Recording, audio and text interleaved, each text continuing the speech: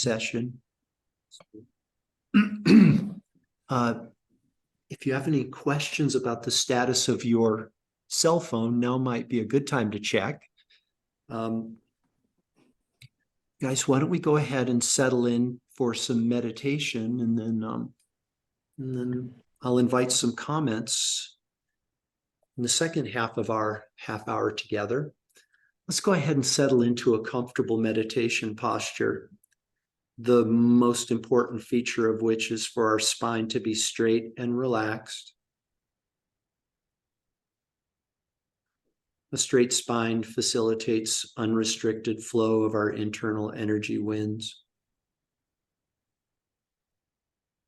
We can be facing straight ahead with our head tilted slightly forward. This serves to bring our spine perfectly into alignment.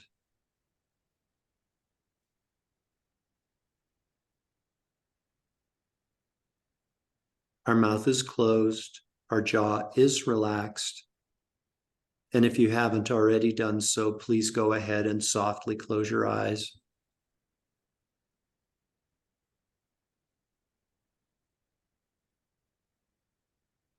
And to begin, I'd like you to please bring your awareness to the exhalation of your breath. And very gently, very, very gently, allow your exhalation to be just a bit longer and a bit more pronounced than your inhalation.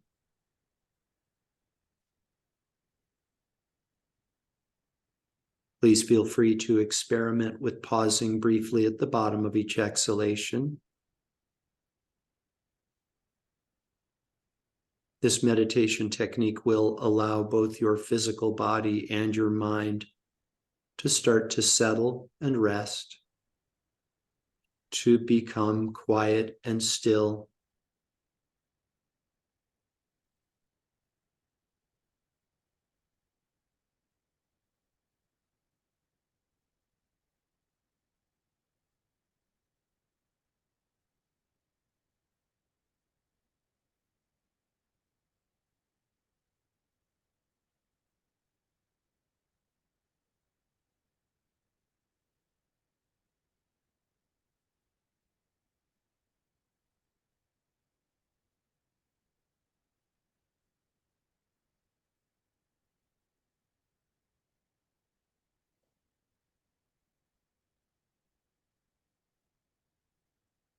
Now is not the time to reflect on events that have occurred in the past. Those events cannot be changed, undone, or relived. Nor is this the time to speculate about events that may or may not occur in the future. The future is completely uncertain.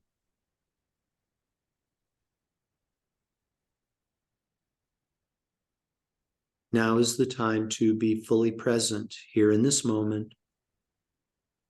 Now is the time to give yourself full permission to enjoy engaging in a practice that's going to bring you a peaceful state of mind and at the same time contribute to your experience of a peaceful world.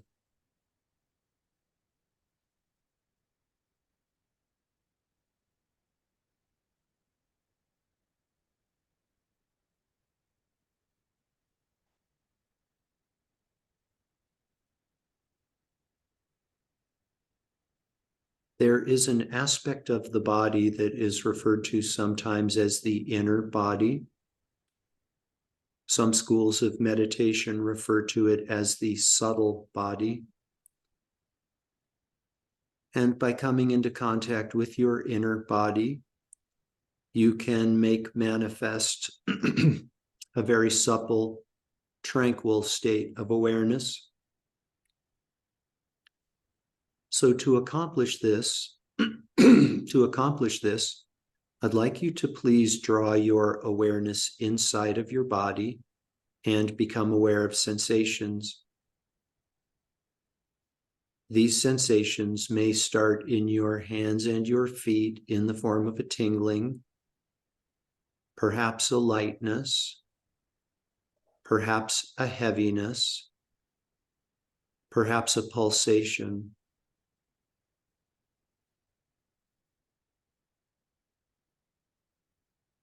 No analysis is necessary. There's nothing to figure out.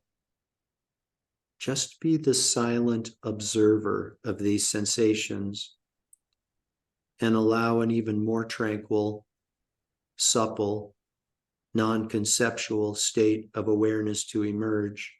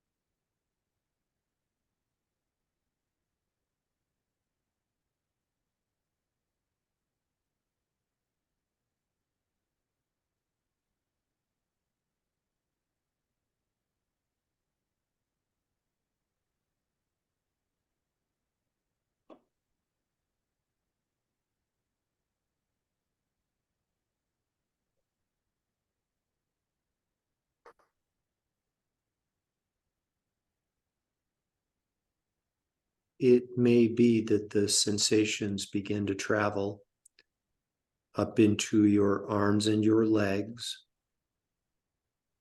perhaps into the region of your chest, perhaps into your face and your cheeks. If this is your experience, this is perfectly fine. It may be that the sensations remain in your hands and your feet. If this is your experience, this is perfectly fine as well. To inform your meditation, you may find it beneficial to bring to mind the image of a mountain. The mountain is balanced, grounded, and stable. Imagine what it would be like for a mountain to have consciousness. Rain may fall on the mountain or not. The wind may blow, the sun may shine. A nearby river may rise and then recede. The mountain simply observes silently. No praise, no blame, no hope, no fear, no speculation, no expectation.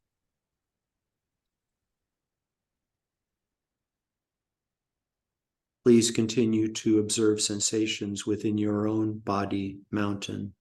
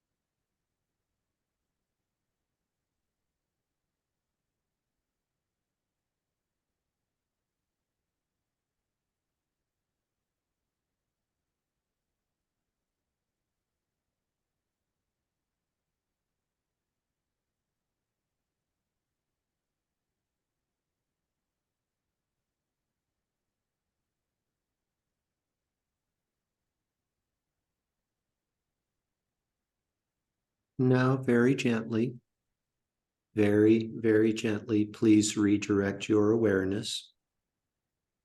Become aware again of your physical body and allow your breathing to become less shallow.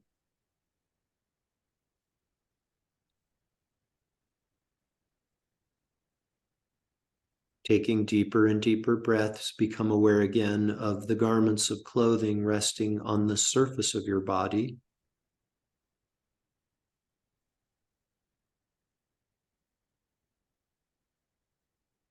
Become aware again of the surroundings inside the room that you're occupying, the ceiling above you, the floor beneath your feet, furnishings, and so forth.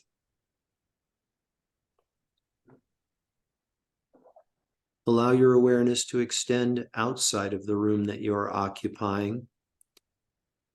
Become aware again of nearby mountains, of nearby countries, of nearby continents, of nearby planets.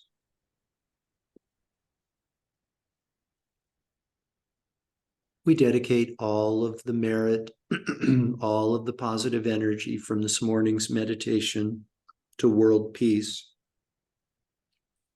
May all beings without exception be completely free from all forms of emotional and physical suffering. May all beings enjoy perfect fearlessness. May all beings be happy, peaceful, contented, and free.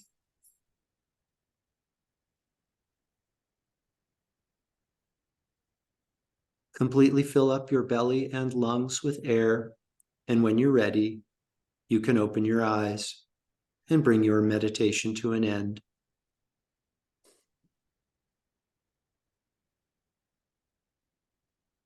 Mm. Mm. Thank you, everybody. Welcome back.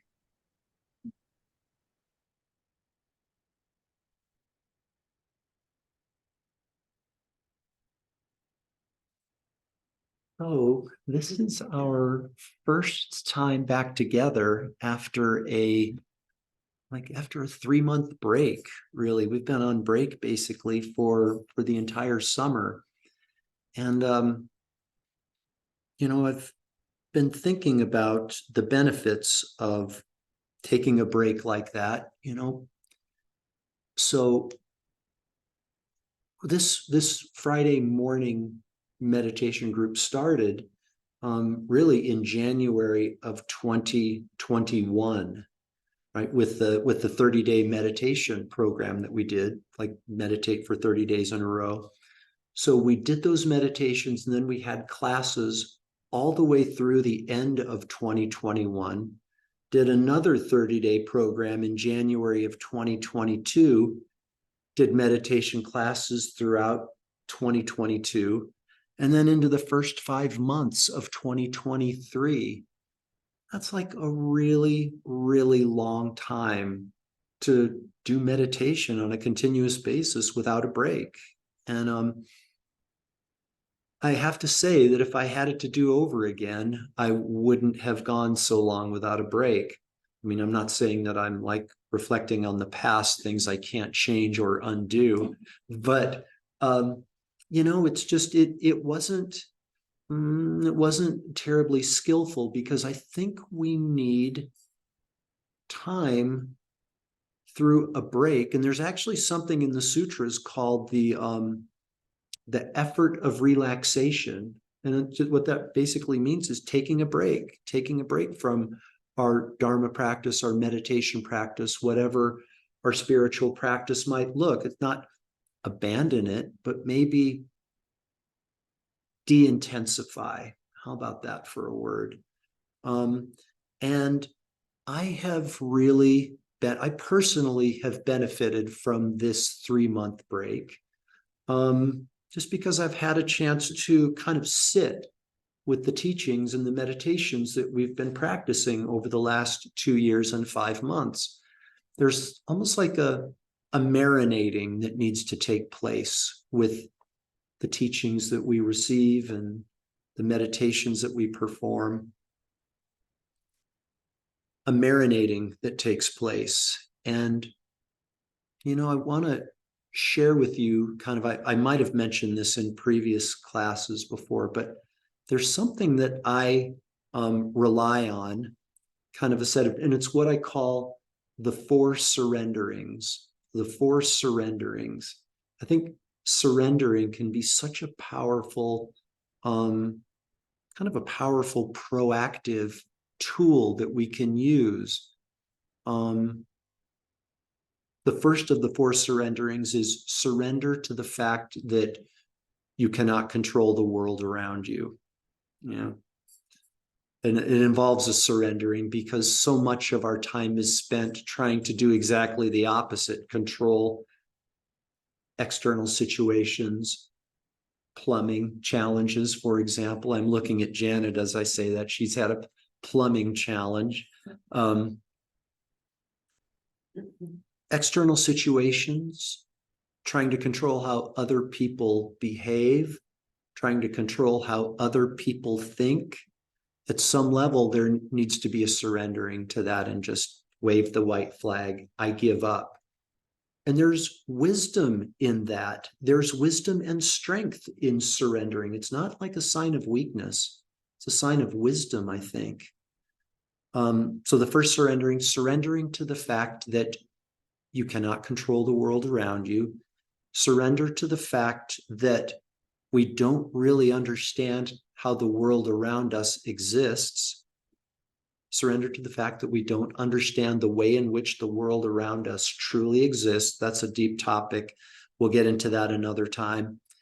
Surrendering number 3 that I'd like to talk about with the remaining time that we have here: surrender to the fact that you don't know when or how spiritual insights will come.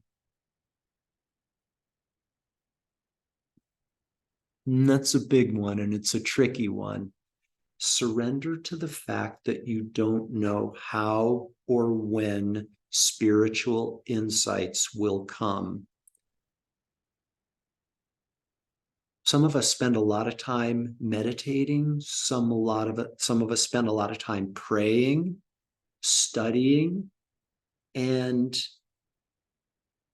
for us, sort of like results-oriented Westerners, we like expect results. Like I've been meditating for 2 years now, and I should be getting signs.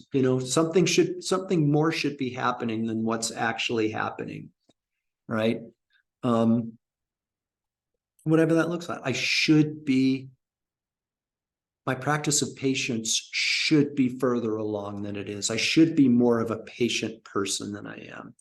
I should be more of a compassionate person than I am. I should be able to see things out of my third eye, whatever our story is,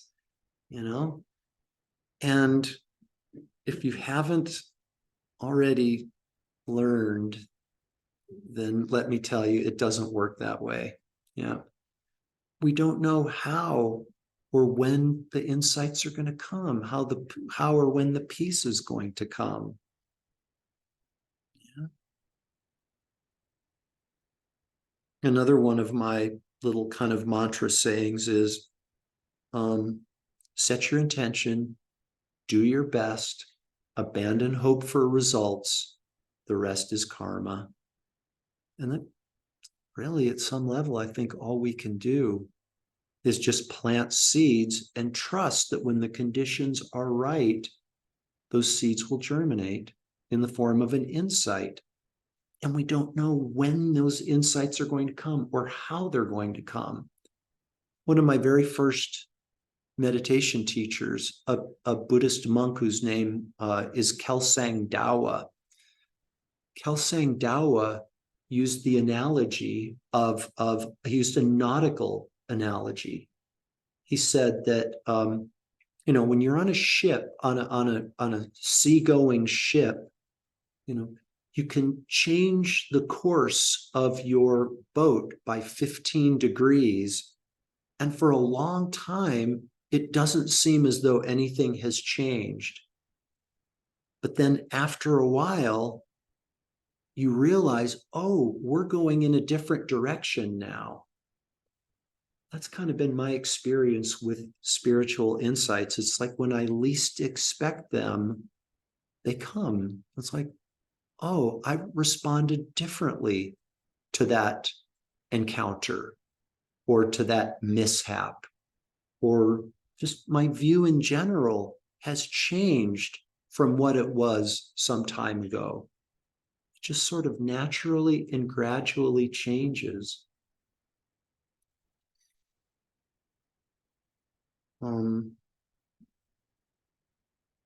all of this again within the context of taking a break from our practice and just reflecting on what we've been doing and how we've been applying ourselves to spiritual practice in general, maybe meditation practice in particular. Another conversation that Kelsang Dawa had with me when I was just getting started was, and I think some of you remember me talking about this. He said to me, I was a total Dharma newbie. And for those who aren't familiar, Dharma, expression that means wisdom teachings, can be any kind, wisdom-based teachings or wisdom-based spiritual practices. Yeah. Kelsang Dawa said to me, and he was kind of a peculiar guy. He was a great guy and a peculiar guy. He was of British descent. He was a Brit, and so he had his soft British accent, and he kind of liked to poke the bear sometimes, like kind of just sort of like ruffle your feathers a little bit. Tough love sometimes. But he said to me once, he said, Jeff, he said, at some point you're going to have to decide, are you going to bring Dharma to your life, or are you going to bring your life to Dharma? Remember us talking about that? Yeah. Are you going to bring Dharma to your life, or are you going to bring your life to Dharma? And it took me a while to sort of appreciate what he was asking there. And sort of my take on that question is, are you going to make your spiritual practice sort of like an accessory to your life, one of many accessories that you have to your life? Okay, so like I like to garden, and I like to go hiking, and I like to read, and I like to do spiritual practice, and I like to travel, right? And kind of it's one of many different accessories, or is spiritual practice an overlay of everything you do? Like gardening and the traveling and the hiking and everything is not separate from your spiritual practice. In fact, all of that stuff is informed by your spiritual practice. And that, you guys, was my main insight from our 3-week break, or excuse me, our 3-month break. And that is that for me, again, for me, I don't want to sound dogmatic here. The only thing that matters in life is Dharma practice. It's all that matters. It's the only thing that is going to bring about true improvement and ultimate cessation from that which ails us. It's the only thing. I remember my main teacher, Geshe Kelsang, used to, in front of thousands of people, used to say, Dharma is the only way. It's the only way that can solve our problems. And I remember thinking, that sounds a little dogmatic. I don't like thinking that thought about my main teacher, but it sounds kind of like dogma. And again, we're not talking Buddhist Dharma, we're not talking Hindu Dharma, we're not talking Christian Dharma. We're talking about any wisdom-based practice. And through my 3-month break, my insight from resting and reflecting is that Dharma is the only way. It's the only thing that really matters. We might think, well, I'm a parent, I have children. Are you telling me that my children are subordinate to Dharma? I've got my job, I've got my loved one. It's like, no, they're important too, but we make all of it part of our Dharma. We fold it all into the Dharma, and everything becomes our practice. I've known those words, or words that's similar to those, for a long time, but over our break, they kind of resonated at a deeper level, a level that they haven't resonated before. So there it is, you guys. 9:01. Time flies. We'll get together again on Monday morning, same time, 8:30. Medicine Buddha tomorrow morning, if you'd like, 9 o'clock to 9:45, both live stream and in person. Welcome back. Thank you for being here, everyone. Bye. Thanks, Jeff. Bye-bye. Most welcome. Yeah. Bye-bye. Great seeing you, Jeff. Likewise, Tetta. Thank you. So nice to have you back. Thank you. Bye. Bye-bye.